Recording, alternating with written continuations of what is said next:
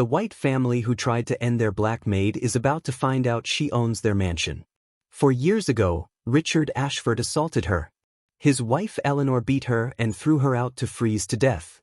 She was young, black, powerless. They assumed she wouldn't survive the night. But she did. And now she's standing in their ballroom as a self-made millionaire. They don't recognize her yet. But in 30 seconds, when she announces her name to this crowd of Atlanta's elite, the Ashfords are going to realize something terrifying. The girl they tried to kill now controls everything they love. And she brought receipts. The champagne flutes trembled on the silver tray as Grace Williams stood at the entrance of the Ashford estate, for years after they'd left her for dead. She wasn't supposed to be here. She wasn't supposed to be alive. The mansion glowed like a jewel box against the twilight, white columns, manicured gardens, and the kind of wealth that whispered rather than shouted. Through the floor-to-ceiling windows, Grace could see them, the Ashfords, dressed in their finest, celebrating something. Always celebrating something. Her hands, no longer calloused, no longer broken, adjusted the collar of her Dior coat. Her dark skin glowed against the deep emerald fabric, a deliberate choice. She wanted them to see her. Really see her. Not the invisible black maid they'd discarded like trash, but the woman she'd become. The invitation in her purse had arrived 3 weeks ago, embossed in gold. The Ashford Foundation Gala. Black tie. Exclusive. They didn't know who'd purchased Table 1. They didn't know who'd donated $500,000 for the privilege of sitting closest to the family. They didn't know that the mysterious G. Williams International wasn't just another corporate donor. They didn't know it was her. Grace took a breath that tasted of expensive perfume and old ghosts. Her driver waited by the Rolls-Royce, but she didn't move. Not yet. Because the last time she'd stood on this property, she'd been bleeding. The last time she'd seen Eleanor Ashford's face, it had been twisted with disgust as she'd said, "People like you don't belong here, Grace. Go back where you came from." The last time she'd walked these grounds, she'd been 23 years old, beaten, and left unconscious in the service entrance with nothing but bruises and a lie that destroyed everything. Now she was 27, a self-made millionaire. And she had come back with a truth so devastating it would tear the Ashford legacy apart. Grace smiled, a small, dangerous thing, and stepped forward. The marble steps clicked beneath her Louboutins. The doorman, a young white man, glanced at his tablet nervously. His eyes flickered over her, dark skin, natural hair styled in elegant braids, diamonds at her throat, and she saw the confusion. "Name, please?" "Grace Williams. I believe I'm expected." His eyes widened. He knew the name. Everyone knew the name now. The venture capitalist who'd built an empire from nothing, the woman who turned failing businesses into gold, the philanthropist who never showed her face. He just didn't know what she used to be. "Of course, Ms. Williams. Right this way." The doors opened, and Grace stepped into the belly of the beast. If you're hooked in and you're ready to enjoy this story, click subscribe and let me know in the comments where you're watching from, because tomorrow, I will be giving you another story just as interesting as this one. And you don't want to miss it. Now let us begin. The grand ballroom was exactly as she remembered, crystal chandeliers, white marble, and the scent of old money. But Grace had changed. The girl who'd scrubbed these floors on her hands and knees was gone. In her place stood a woman who'd learned that survival wasn't enough. Revenge could be poetry. "Ms. Williams." A coordinator rushed over. "Thank you for your generous donation. Mr. and Mrs. Ashford are eager to meet you." "I'll wait," Grace said smoothly, her voice carrying the polish of expensive education she'd clawed her way toward. Her eyes scanned the room. She was one of 3 black faces in a sea of white privilege. 4 years ago, she would have been serving these people. Now she owned more than half of them combined. By the grand piano. Eleanor Ashford. 56 now, but still beautiful in that cold, preserved way money could buy. Her blonde hair swept into an elegant chignon, diamonds dripping from her throat. She laughed at something the mayor said, her hand possessive on her husband's arm. Richard Ashford. Silver-haired, distinguished, with the kind of face that appeared on business magazines. The patriarch. The predator in a tailored suit who thought his money made him untouchable. Grace's jaw tightened. For years ago, Richard Ashford had put his hands on her. And when she'd fought back, when she'd threatened to go to the police, Eleanor had called her a liar. Had accused her of theft. Had beaten her until she couldn't stand and thrown her out like garbage. They'd left her unconscious in the January cold. They'd assumed she'd freeze to death. They'd been wrong. Ms. Williams? They're ready. Grace walked across the ballroom. Every eye followed her. She designed it that way. A beautiful black woman in a room full of white wealth, commanding attention, demanding respect. By the time she reached the Ashfords, a crowd had gathered. Eleanor turned first, society smile in place. Ms. Williams, what an absolute. She stopped. The color drained from Eleanor's face as recognition hit like a physical blow. Her mouth opened. No sound came. Richard's eyes narrowed. He knew. For years, and he knew her immediately. Hello, Mrs. Ashford, Grace said, extending her hand with manicured nails that cost more than a week of her old salary. It's been a long time. The room went quiet in their small circle. Eleanor's hand trembled as she barely touched Grace's. I don't. Grace Williams. Though I used to go by Gracie. When I cleaned your toilets. The words hung in the air like an executioner's blade. Richard found his voice first. I think there's been some mistake. No mistake, Grace said, her smile never wavering. I donated $500,000 for this table. I thought it was time we had a proper conversation. As equals. The word landed like a slap across Eleanor's pale face. Eleanor's eyes darted around. Too many witnesses. Too many cameras. The mayor. City council. Society's elite watching a black woman make the untouchable Ashford squirm. They couldn't make a scene. They couldn't make her disappear. Not this time. Perhaps we should speak privately, Richard said tightly. I don't think so, Grace replied. I've been silent for 4 years. Tonight, let's celebrate transparency. Eleanor's champagne glass trembled. What would you do if you survived the impossible and came back stronger than those who tried to destroy you? Would you expose them publicly, or handle it differently? Drop your thoughts below. Ms. Williams, Richard cut in, jaw tight enough to crack teeth. I insist we speak in my study. Now. Grace pretended to consider, though she'd already won this round. The whispers had started. The perfect Ashfords were unraveling before their peers. 5 minutes, she said finally. But the door stays open. She followed them through the crowd, feeling the weight of 4 years of pain, planning, and power shifting with every step. The study door opened. And Grace Williams, the black maid they'd left for dead, walked in as their reckoning. The study was exactly as Grace remembered, dark wood, leather chairs, and the smell of expensive cigars. She'd cleaned this room 100 times, always invisible, always silent. Now she sat in Richard's chair. Eleanor paced by the window, her composure shattered. Richard stood with his hands behind his back, every muscle tense. The door remained open as Grace had insisted. A young server passed by with a tray, glancing curiously inside. What do you want? Richard demanded, his voice low and dangerous. Money? Is this some kind of shakedown? Grace laughed, a genuine, surprised sound that made Eleanor flinch. You think this is about money?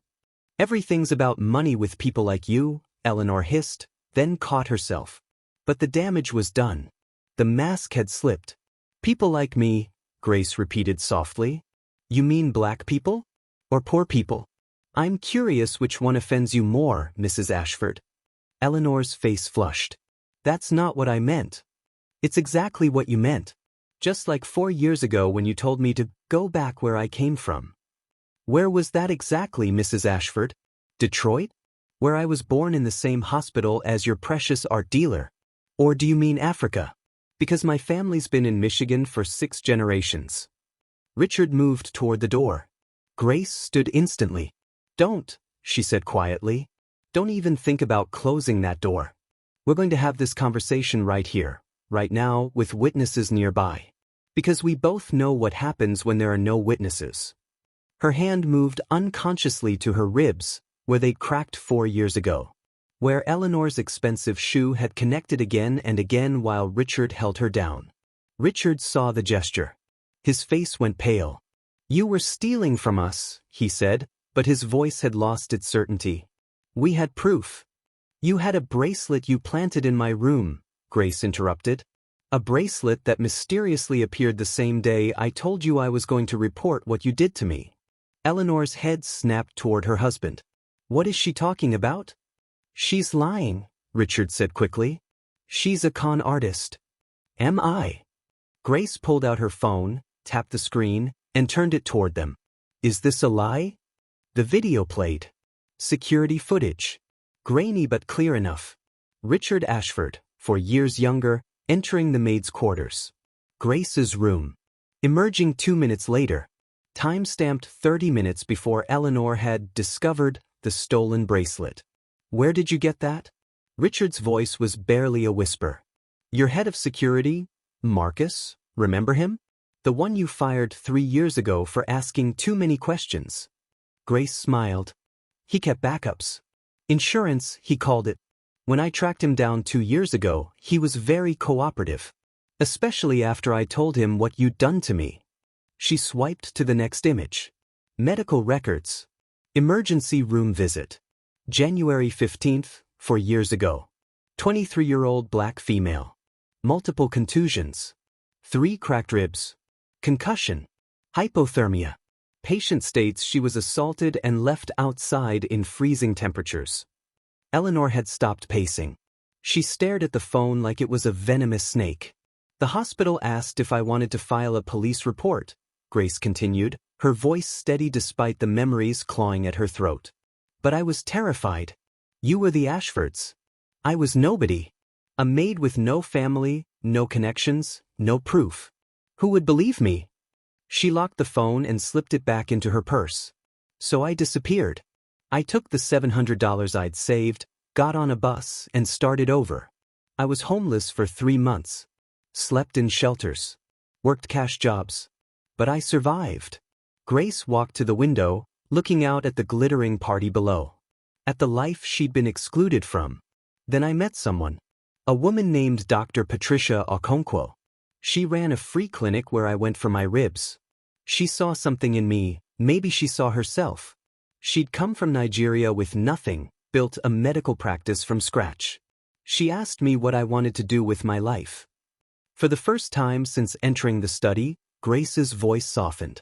"I told her I wanted to make sure no one could ever throw me away again. I wanted power.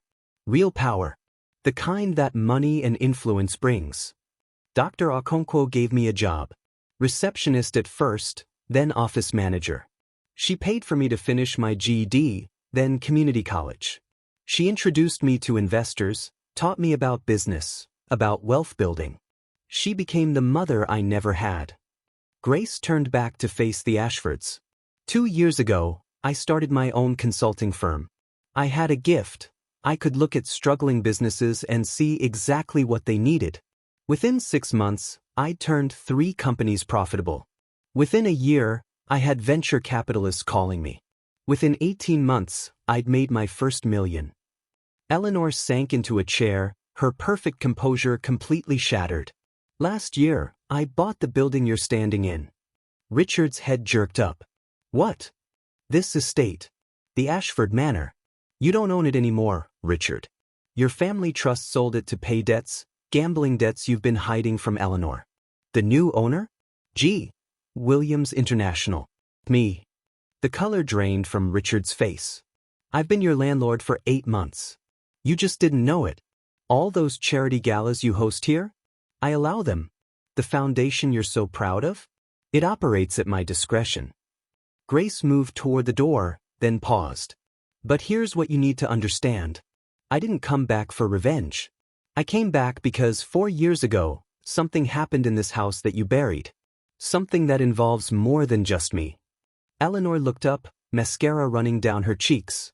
"What are you talking about?" "I'm talking about the other women," Grace said quietly. "The other black and brown women who worked for you. The ones who disappeared. The ones whose complaints were ignored." She pulled out a folder, thin, elegant, lethal. "I found 5 of them. It took me 2 years, but I found them.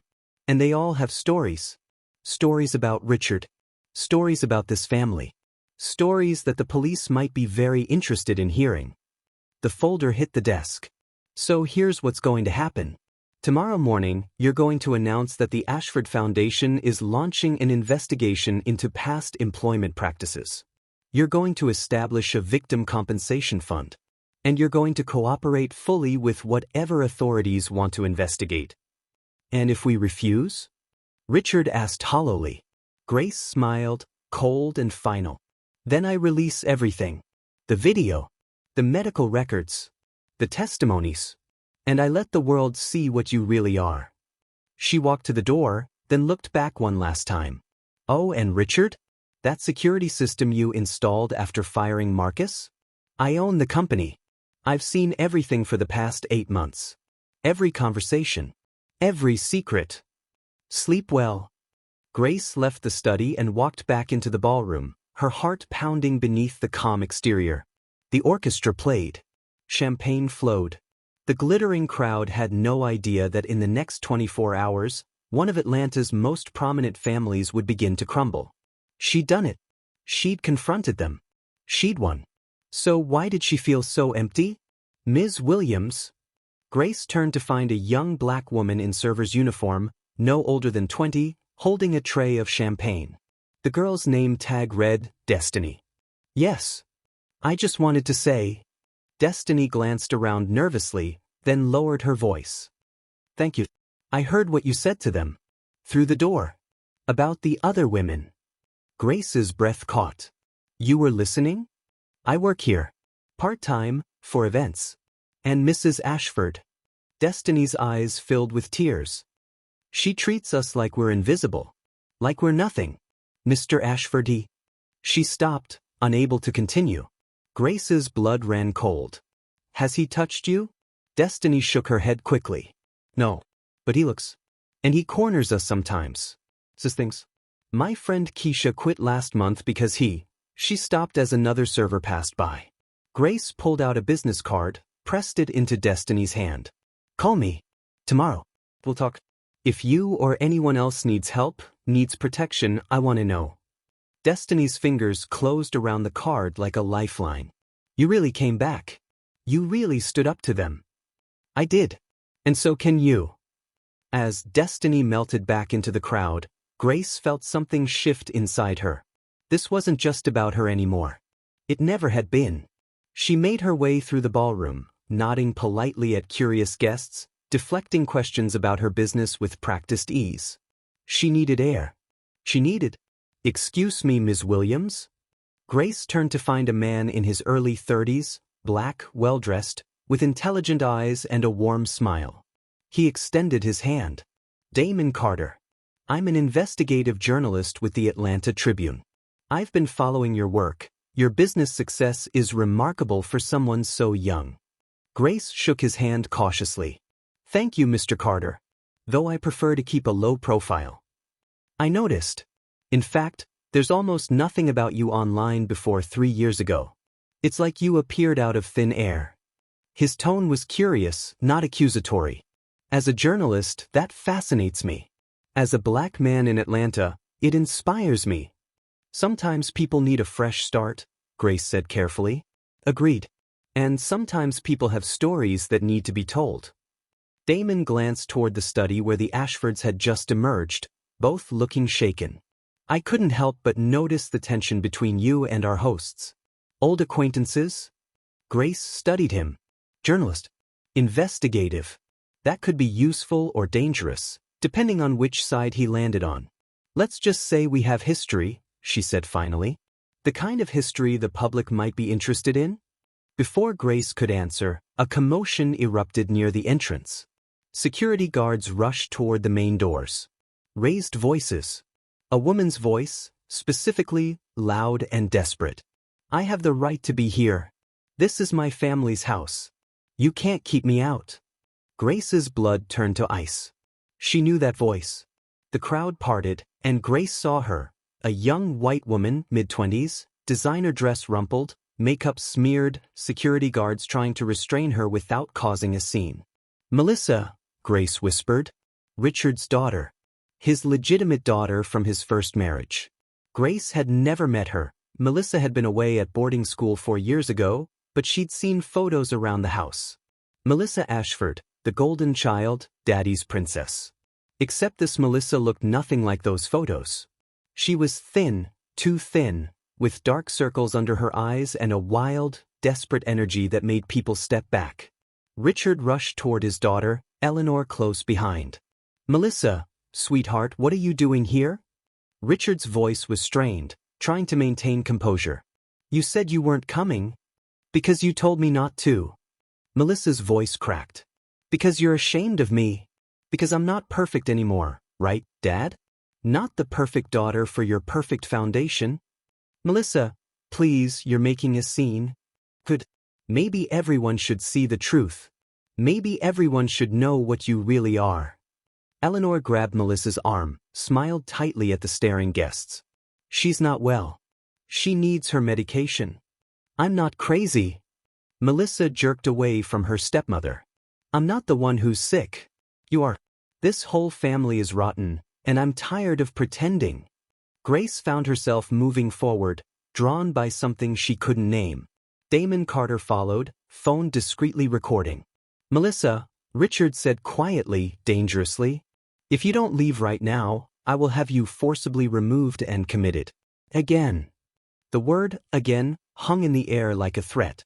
Melissa's eyes filled with tears. Then she saw Grace. Their eyes met across the ballroom. Two women, different races, different backgrounds, but connected by the same toxic family. "You," Melissa breathed, moving toward Grace. "You're the one. The one from the study. I heard you talking. You stood up to him." "Melissa, get away from her," Richard started. "No." Melissa turned back to her father. "She's the only honest person in this room. She told you the truth. About what you did. About what you are." The ballroom had gone completely silent. Grace made a split-second decision that would change everything. "Melissa," she said gently, "would you like to leave with me? Somewhere safe? Somewhere you can talk?" "Don't you dare," Eleanor hissed. But Melissa was already nodding, tears streaming down her face. "Just, please, get me out of here." Grace offered her arm. Melissa took it like a drowning woman grabbing a rope. "Ms. Williams, I'm warning you," Richard started. "Warn all you want, Mr. Ashford. Your daughter is 25 years old. She can leave with whomever she chooses." Grace looked at Damon Carter. "Mr. Carter, would you mind accompanying us? As a witness?" Damon grinned. "I wouldn't miss it." The three of them walked through the stunned crowd. A self-made black millionaire, a troubled white heiress, and a journalist who smelled the story of his career. Behind them, Richard Ashford's perfect gala dissolved into whispers and chaos. Grace's phone buzzed in her purse.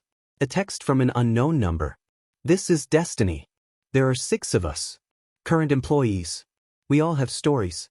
We want to talk." Grace looked at Melissa, trembling beside her. At Damon, already taking notes. At the mansion glowing behind them like a beautiful lie. She'd come for justice. But she was leaving with something bigger. A reckoning. Grace's penthouse overlooked downtown Atlanta, all glass and steel and the kind of view that cost 7 figures. She'd bought it 6 months ago, her first real home since the Ashfords had thrown her out. Now it was sanctuary for a broken heiress and headquarters for a revolution. Melissa sat on the leather couch, wrapped in one of Grace's cashmere throws, hands trembling around a mug of tea. Damon Carter had positioned himself by the window, giving them space but staying close enough to hear everything. "Tell me what happened," Grace said gently, sitting across from Melissa. "Why did you come to the gala?" Melissa's laugh was bitter. "Because I finally got out. 3 months in a wellness facility, that's what they call it. But it was a psychiatric hospital. My father had me committed because I tried to tell people the truth about him." Grace's stomach tightened. "What truth?" "That he's a monster." Melissa's voice broke. "That he's been hurting people for years. Women who work for him. Women who can't fight back." She looked up, eyes red and haunted. "I found out 2 years ago. I came home early from college and found him with one of the housekeepers. She was crying, telling him to stop. He was forcing himself on her. The room went deadly silent. "What did you do?" Grace asked. "I confronted him. Threatened to go to the police. He said no one would believe me, that I was unstable, that I had mental health issues from my mother's death." Melissa wiped her eyes. The next day, the housekeeper was gone. Fired for theft, they said. And my father started talking about getting me help for my delusions. "So he had you committed," Damon said quietly, still recording. "Twice. The first time, I got out after a month. Started asking questions, trying to find the women he'd hurt. That's when I found the files." Grace leaned forward. "What files?" Melissa pulled a flash drive from her pocket with shaking hands. "My father keeps records. Not because he's stupid, because he's arrogant. He documents everything. Settlements. Non-disclosure agreements. Payoffs to make accusations disappear." She held out the drive. Grace took it like it was made of dynamite. "There are 17 women on that drive," Melissa whispered. 17 that I could find. Most are black or Latina. All of them were employees or worked for companies he invested in. All of them were poor, vulnerable, alone. Grace plugged the drive into her laptop. The files opened like a catalog of horrors.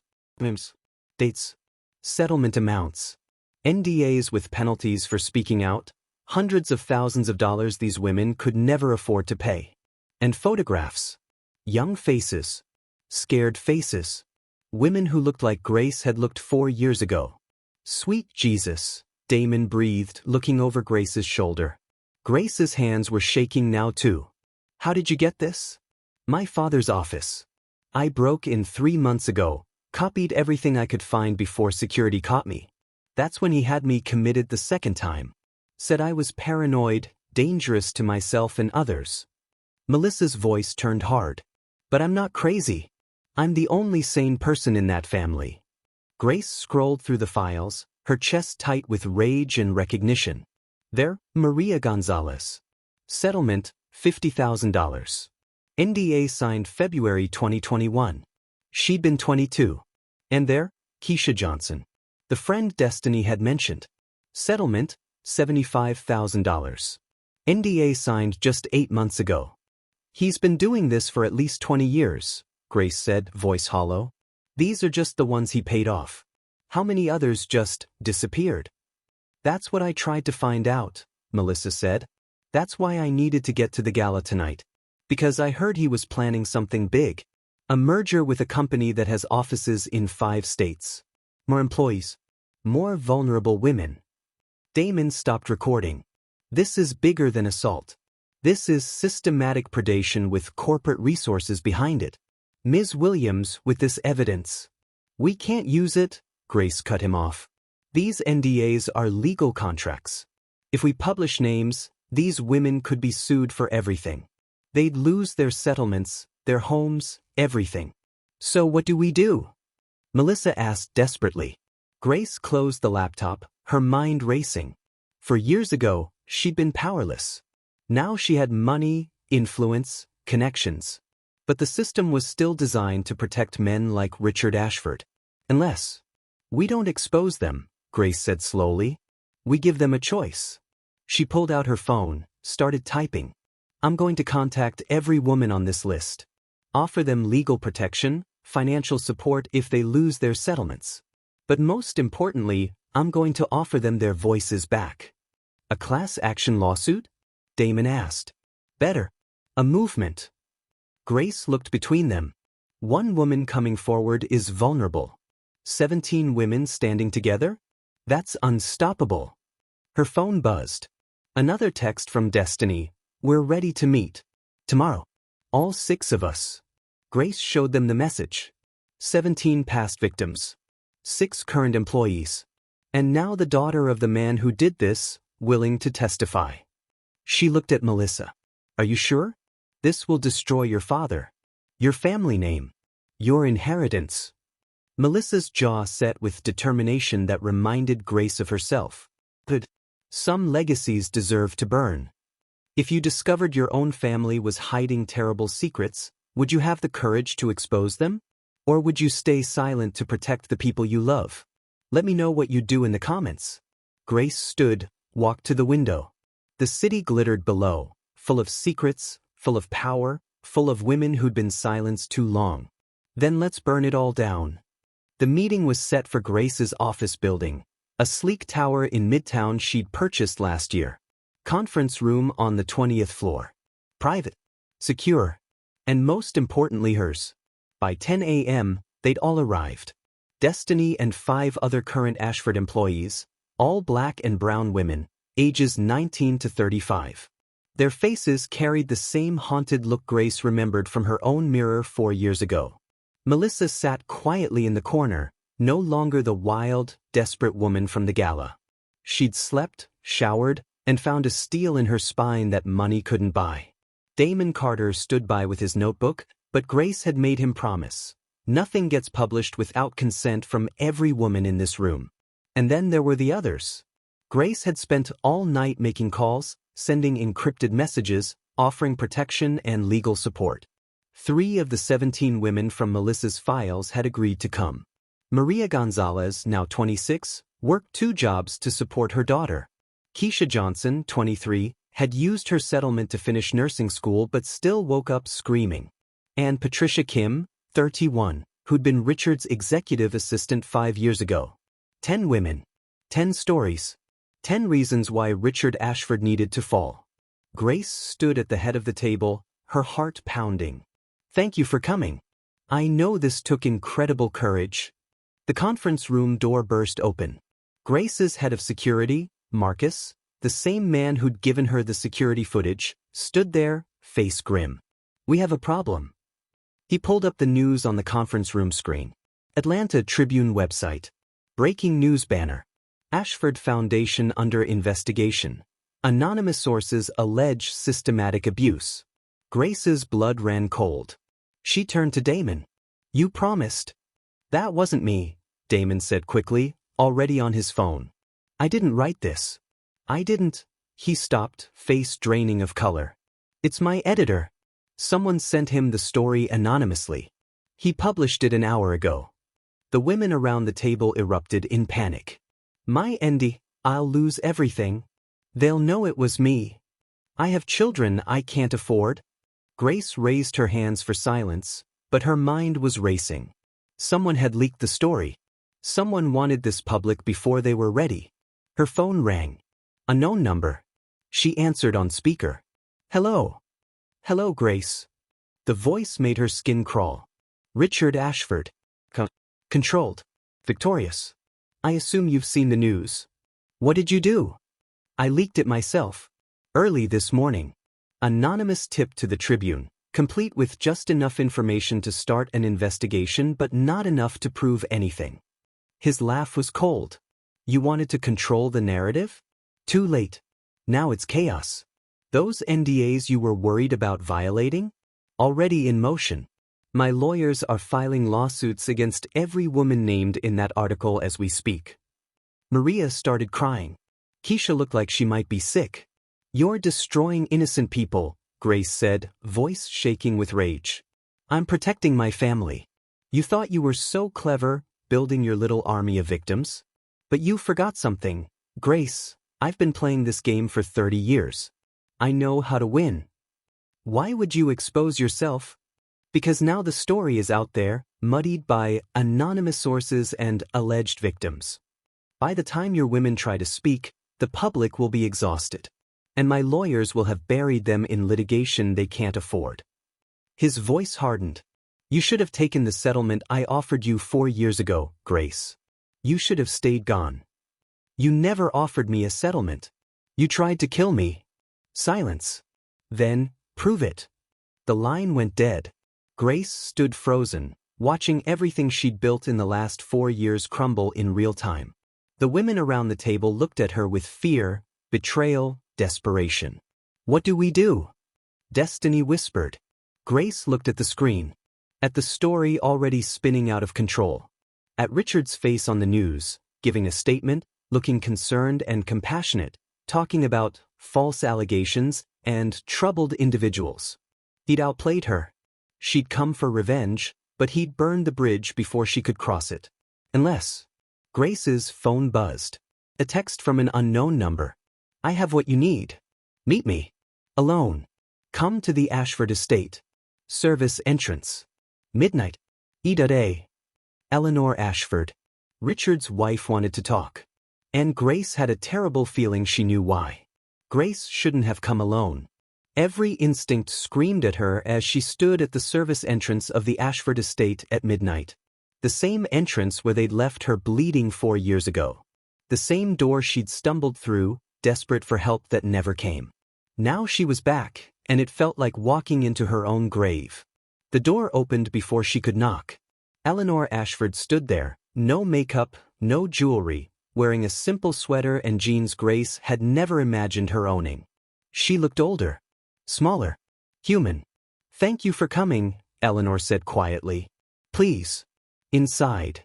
Grace hesitated. This could be a trap. Richard could be waiting. Security could drag her away and... He's not here, Eleanor said, reading her thoughts. He's at our downtown apartment. With his lawyers. Planning his next move against you. Grace followed her inside, every muscle tense. They didn't go to the grand rooms. Instead, Eleanor led her to a small sitting room Grace had never seen, private quarters, away from the public spaces. Eleanor poured 2 glasses of wine with shaking hands. I know you don't trust me. You have every reason not to. But I need you to listen. Why should I? Because I was you. Eleanor's voice cracked. 30 years ago I was you. Grace went still. Eleanor sat heavily, staring at her wine. I was Richard's secretary. 23 years old. Fresh out of college. He was married to his first wife, Melissa's mother. And he did to me what he's done to all of you. The room spun. When I got pregnant, he told me he'd leave his wife. Told me he loved me. I believed him. Eleanor's laugh was hollow. His wife died 6 months later. Car accident. Very convenient. And Richard married me, not out of love, but to legitimize the child. To avoid scandal. You knew, Grace whispered. All these years, you knew what he was. I suspected, but I was trapped. No prenup, Richard's too smart for that. But I signed other documents. NDAs about his business practices. Financial agreements that left me with nothing if I divorced him. And I had a son to protect. James. Eleanor nodded. James is 28 now. Good, kind, nothing like his father. He doesn't know what Richard is. What I am for protecting him. Tears slid down her face. When you worked for us 4 years ago, I saw Richard watching you. I knew what was coming. And I did nothing. You did worse than nothing, Grace said coldly. You beat me. You called me a liar. You left me to die. I know. Eleanor's voice broke completely. I know. And I've lived with that every day since. When I heard you were alive when you came to the gala, I was terrified. But also, relieved. Relieved. Because someone finally had the courage to fight back. Someone finally survived. Eleanor pulled out a folder from beside the couch. This morning, when Richard leaked that story, I realized he's never going to stop. He'll destroy every woman who speaks against him. He'll destroy you. And he'll keep doing this until someone stops him permanently. She handed Grace the folder. Inside were bank statements, offshore accounts, wire transfers. Millions of dollars moved through shell companies. Payments to women, but also payments for other things. Bribes. Payoffs to officials. Hush money to people who'd witnessed crimes. This is everything, Eleanor said. Everything he's hidden. Not just the assaults, the financial crimes, the tax evasion, the corruption. Things that could put him in prison for decades. Grace's hands trembled as she flipped through pages. Why are you giving this to me? Because I'm tired of being his accomplice. Because I'm tired of watching him destroy women and knowing I could have been any of them. Because my son deserves better than to inherit a monster's legacy. Eleanor looked up, eyes desperate.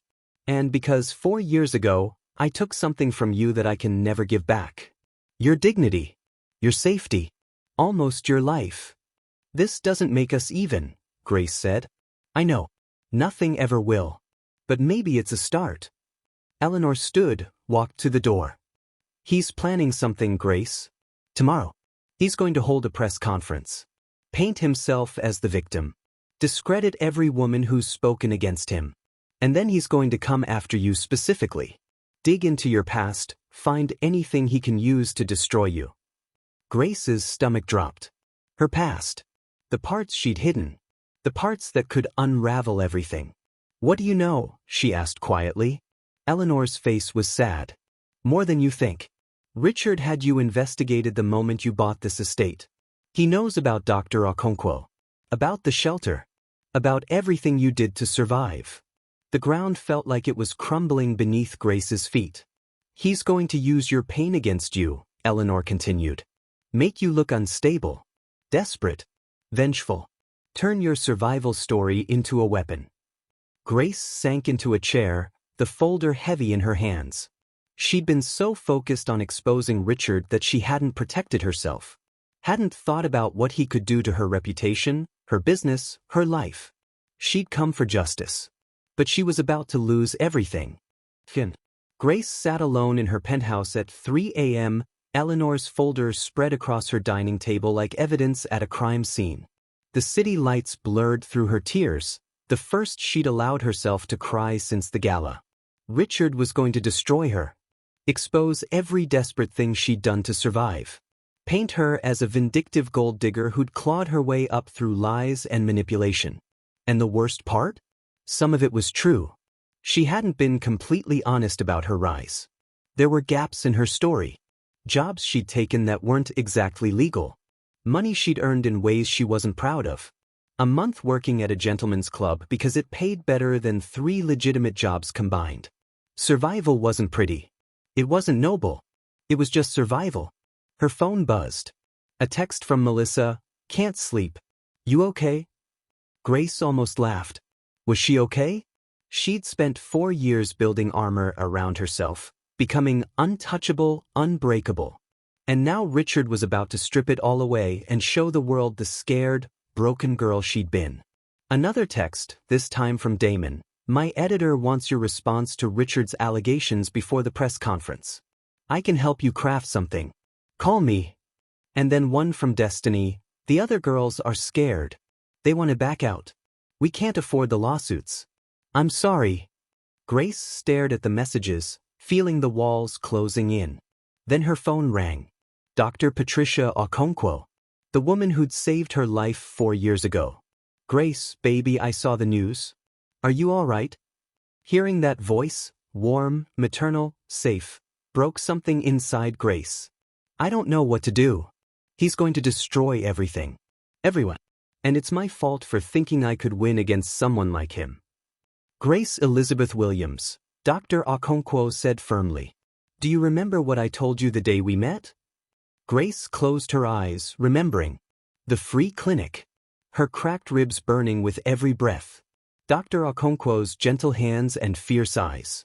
You said survival isn't something to be ashamed of." "That's right. You did what you had to do to live. To build yourself back up. There is no shame in that."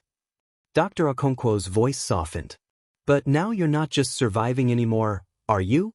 You're fighting for something bigger. For those girls. For justice. And that means showing people who you really are, all of you. Not just the polished success story, but the whole truth.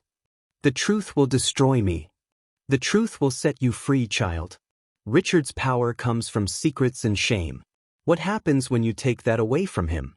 When you own your story completely?" Grace opened her eyes, looking at Eleanor's folder. At the evidence of Richard's crimes.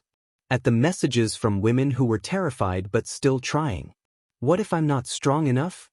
Grace, you survived being left to die in a winter storm. You built a multi-million-dollar company from nothing. You walked back into that house and faced your demons.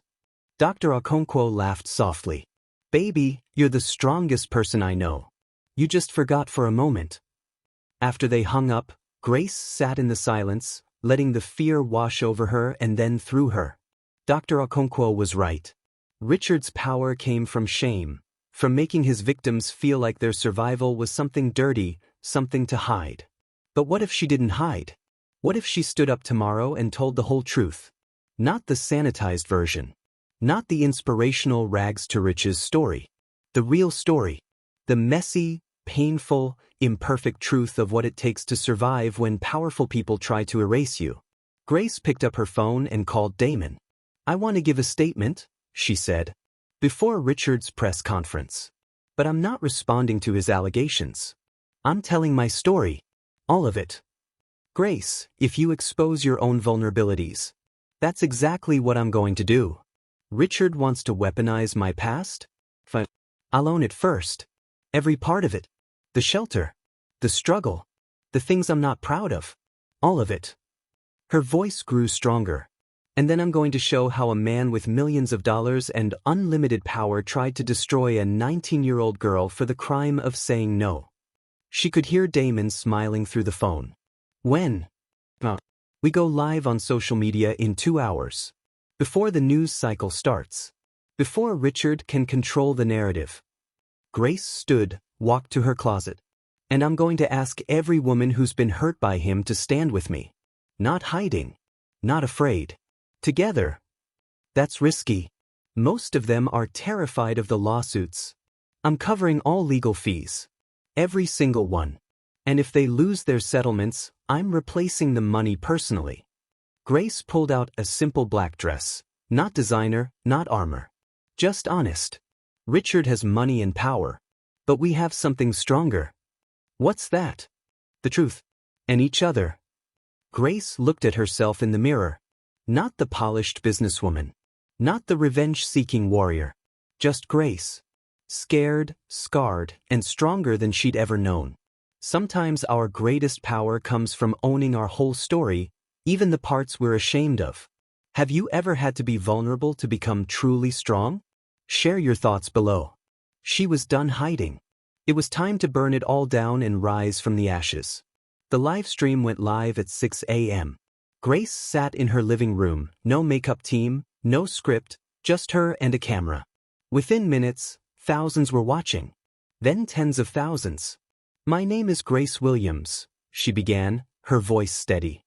4 years ago, I was a 19-year-old maid working for the Ashford family. I was assaulted by Richard Ashford. When I fought back, his wife beat me and left me unconscious in the cold. They assumed I would die. I didn't. She paused, letting that sink in. I've spent 4 years building myself up, becoming successful, becoming untouchable. I thought that if I was powerful enough, rich enough, perfect enough, I could make them pay for what they did. But I realize now that's not how justice works. Grace pulled out her phone, showed the camera the text from Destiny. "Last night, 6 brave women who currently work for the Ashfords wanted to speak out. But they're terrified. Terrified of lawsuits they can't afford. Terrified of losing everything. And that's exactly what men like Richard Ashford count on. Our fear, our shame, our silence." She looked directly into the camera. "So I'm going to tell you everything. Not just about what happened to me, but about what I did to survive.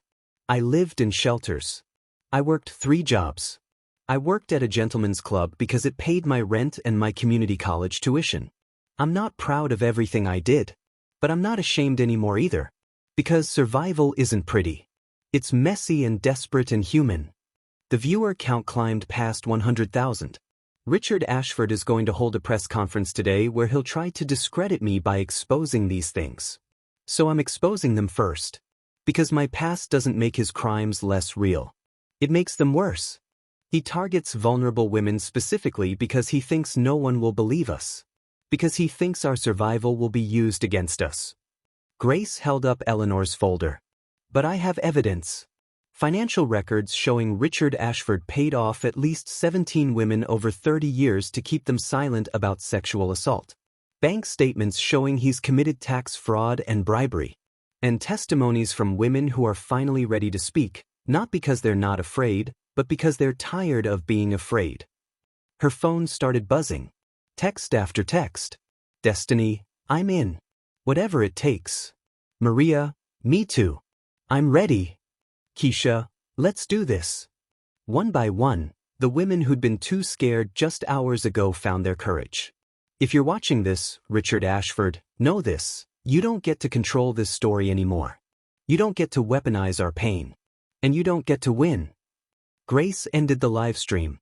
2 million views in 30 minutes. Her phone immediately rang.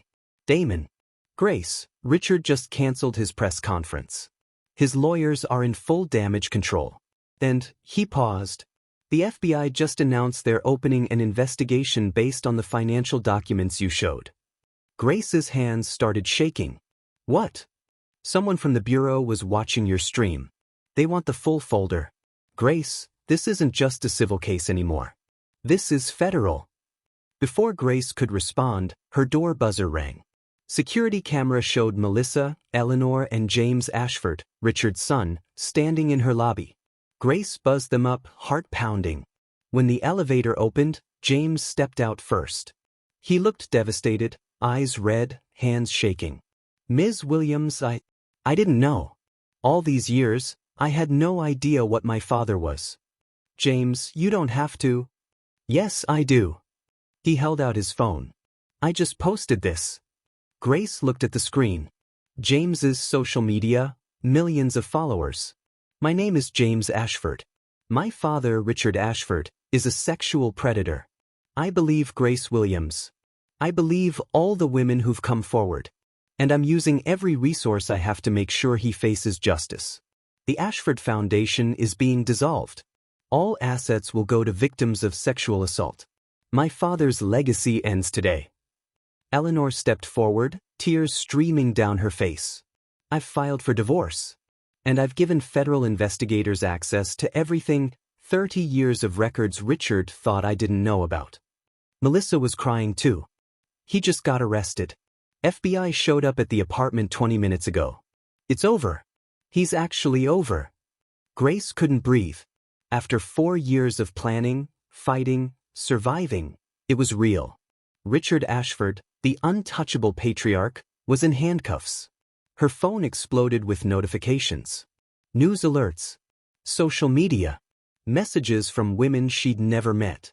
You gave me courage to report my assault.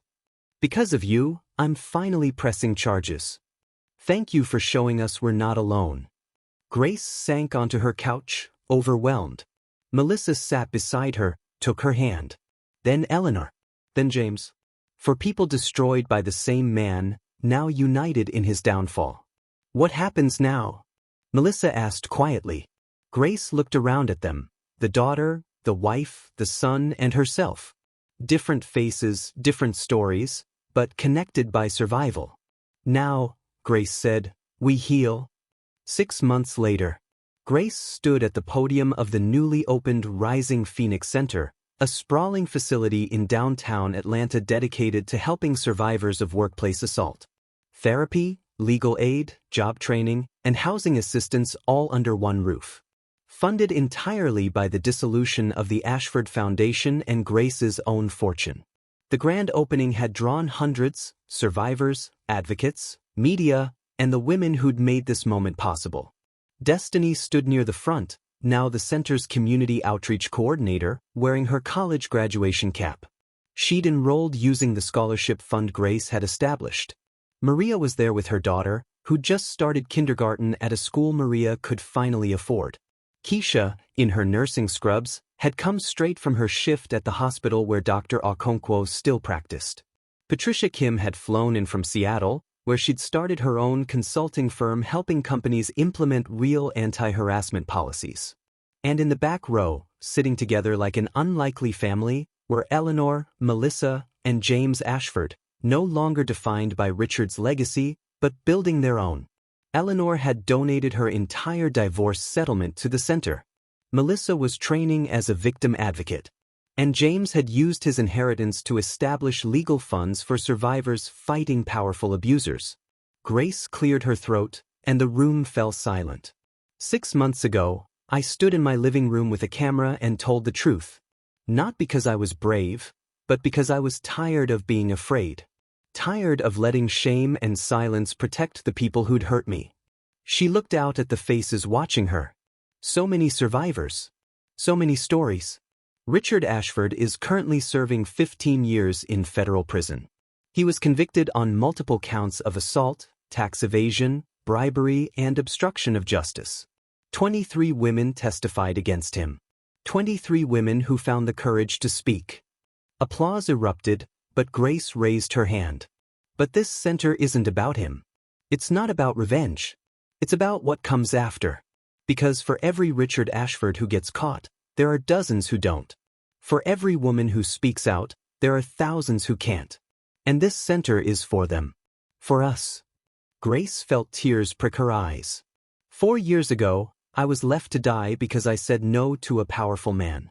I survived by accident, by stubbornness, by the grace of one woman, Dr. Okonkwo, who saw me when I was invisible.